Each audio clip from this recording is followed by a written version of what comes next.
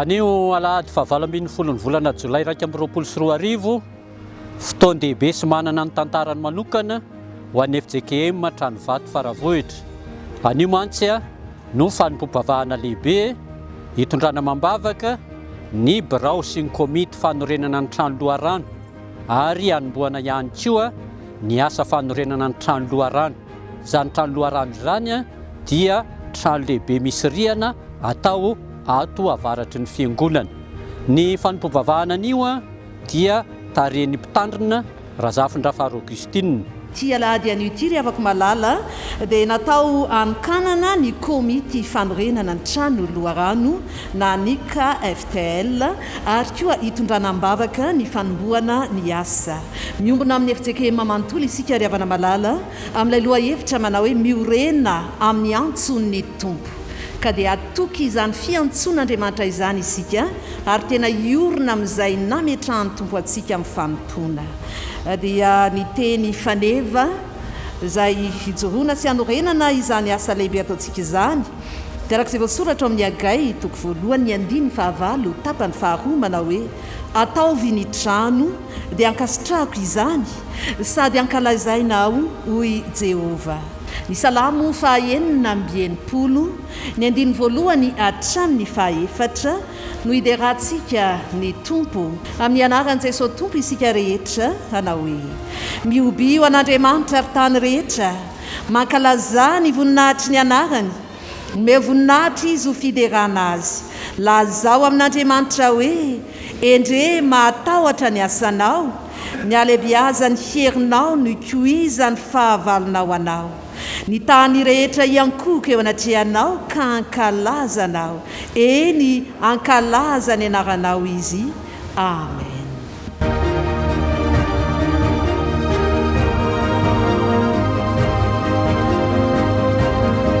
Ary ny mitondra ny tenin'Andriamanitra kosa dia ny tenako Pasteur Andriamampiantso Gersom Daniel. Ny tenin'Andriamanitra izay fanevany zao fananganana fotodrafitrasa zao dia ny tenin'Andriamanitra ao amin'ny Agay 1:15 tapany 2 manao hoe ataovy ny trano dia akasitrahako izany sady ankalazaina aho hoy Jehova. Asan'Andriamanitra no atao ka dia ny tenin'Andriamanitra no mibaiko sy manosika ny mpianakavy ny finoana rehetra anao zany fotodrafitrasa goavana izany.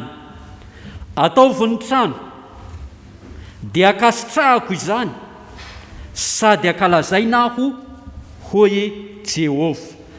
Dia izao koa nefa ny zava-nisy raha nanaraka tsara ny Agay perikopandroany ianao dia izao rehefa tonga tao anefa izy tao an-tanindrazany dia izao samy niazakazaka nanao ny tranony aloha ary nataony izay nahafaly azy ny tranony. Nanao trano tsara izy, trano misy rihana ho an'ny tenany, fa navelany teo ny tranony Jehova. Ary izay no nahatonga ny afatr'Andriamanitra nampitondraina amin'ny mpaminany Agay no hoe zao fotoana zao ve dia andro tokony hitoeranareo amin'ny trano misy valin-drihana, nefa jereo ravo ty trano ty dia miverimberiny eto amin'ny perikopy eto hoe evero ny lalanareo, evero ny lalanareo. Miteny Jehova hoe mandiny ianareo, mieritrerety ianareo, jereo ny lalana efa nitondran'Andriamanitra anareo, tonga eto an-tanindrazanareo ka mba mieritrereta kely. Antso atsika koa zany ry havako malala raha hanomboka ny trano lehibe misy rihantsika amin'ity anio ity, mba samy mandinika kely sika ary manaitra atsika ankehitriny ny fanahin'i Jehova hitodika bebe kokoa amin'ity tanàna ny fiangonana ity, anatanteraka ny baiko ny tompo. Zay le hoe jiosy verina ny pahababoana tao anatin'ny fahoriana lehibe sy latsa kanefa ny azakazaka nanao ny tranony asaina mitodika ao amin'ny tranony Jehova. Hanao ny trano, ataovy ny trano.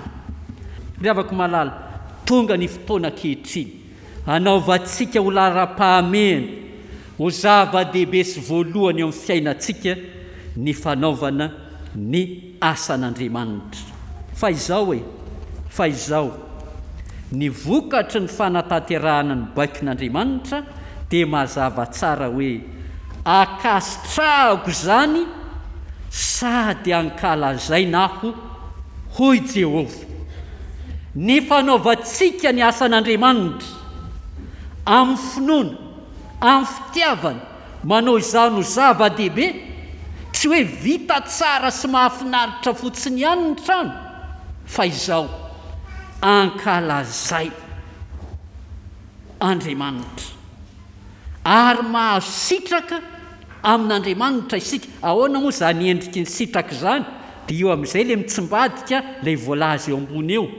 Teo aloha rehefa natao ambanin'ny zavatra ny tranon'Andriamanitra, ny tafo tsy mety mafana, mahazo karama atao anaty kitapo laoka, mamboly tsy mahavokatra, mihinana tsy mety voky, misotro tsy mety afa-po. Fa rehefa manao ny tranon'Andriamanitra, akasitrahan'Andriamanitra isika, mahita sitraka amin'Andriamanitra isika, ka zay rehetra ikelezatsika aina na ho amin'ny fiainantsika sy ny tokantranontsika aza dia andraisantsika fitahiana, andraisantsika fahasoavana, andraisantsika fanambinana amin'Andriamanitra, ka ahitantsika tokoa hoe tsara sy mahafinaritra ny manompo an'Andriamanitra, tsara sy mahasoa ny manao ny asan'Andriamanitra. Dia ho tanteraka amintsika ny izany tenin'Andriamanitra izany.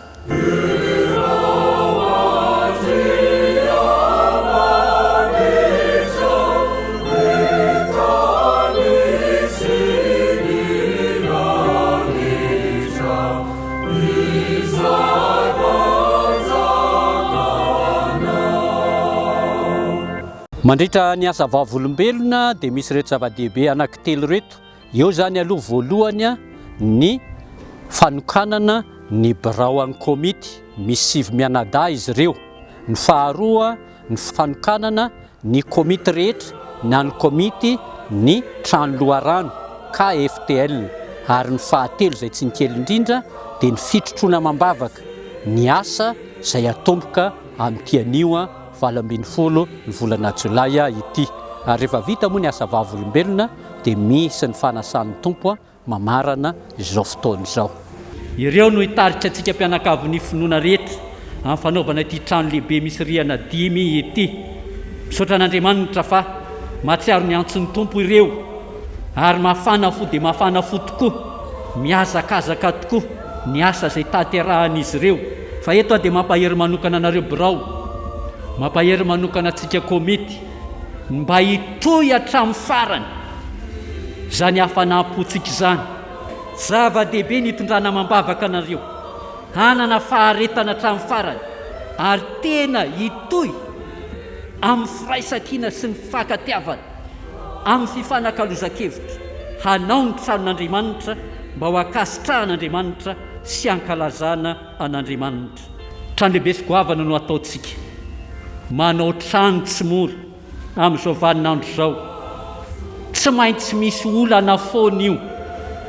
Aza mieritreritsika hoe asan'Andriamanitra dia misosa foana, tsy maintsy misy olana foana io. Fa mahaizitsika mifanohana, mahaizitsika mifanakalo hevitra eo ambany fitarihiny ny fanahy masin'Andriamanitra, fa aza manao fifampiandaniana, na hoe ry zalahany eny nanao an'io ry zavavy eny tsy nandray ny andraikiny, fa aoka tena hifanohana mambavaka, hifanohana amin'ny asa, hifanakalo hevitra, fa tsy ilaozany zavatra manahirana sarotra ny fanatanterahana ny asa toy izany. Kanefa tsarovy fa asan'Andriamanitra io, na misy aza ny olana, na misy aza ny zavatsarotra, Andriamanitra dia anisy lalana mandrakariva ahavitany ny asany. Ko ataovy ny trano dia akasitrahako izany sady ankalazaina aho hoy Jehovah. Amen.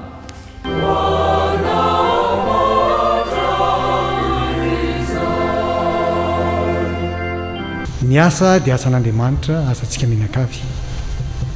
ny angatahana i komity sy ny birao zay anisan'ny lehibe indrindra dia ny vavaka avy amintsika mpianakavy finoana. Ampio ny komity, ampio ny birao ahafahana manatanteraka izany asa lehibe izany. Ny fiarahantsika mientana no ahafahantsika manatanteraka ny asa izay ho ataontsika. Elitsika no nefa namolavola izany, efa naniry izany hanorina n'izany trano loharano izany, ka isaona n'Andriamanitra lehibe ankehitriny fa tanteraka ny fanomboana izany asa izany. Efa fantatsika teo voalaza mitandrina fa trano lehibe no aorintsika eo dia misy rihana 5 ho loharam-bola maharitra sy misy ny trano vadim-piangonana.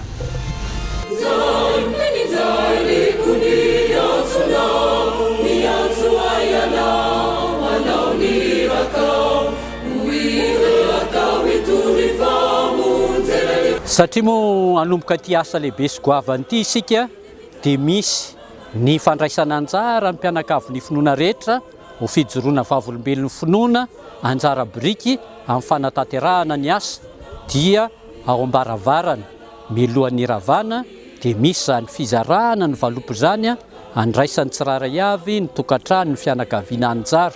Ka eto dia manentana antsika tokoa samy andray anjara iarahantsika mahalala fa mbola voafetra dia voafetra ny isan'ny olona mandeha aty am-piangonana noho ny fahamehana ara-pahasalamana, ka mbola maro tsika zanaky ny fiangonana any tokantrano any, any amin'ny faritra, any amin'ny faritany, any am-pitan'ny ranomasina, ka dia mampita ny hafatra amintsika fa asatsika mianakavy izy io hijoroantsika vavolombelon'ny finoana, ka dia samy mandray anjara manandrify antsika isika ho voninahitr'Andriamanitra sady ho fifaliana ho antsika.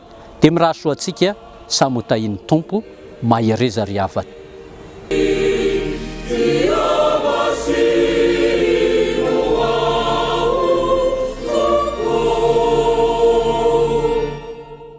Fifaliana ho anay komity ny fanorenana ny trano loharano natao hoe KFTL ny miaraba ny mpianakavy finoana rehetra eto amin'ny trano vady varavohatra.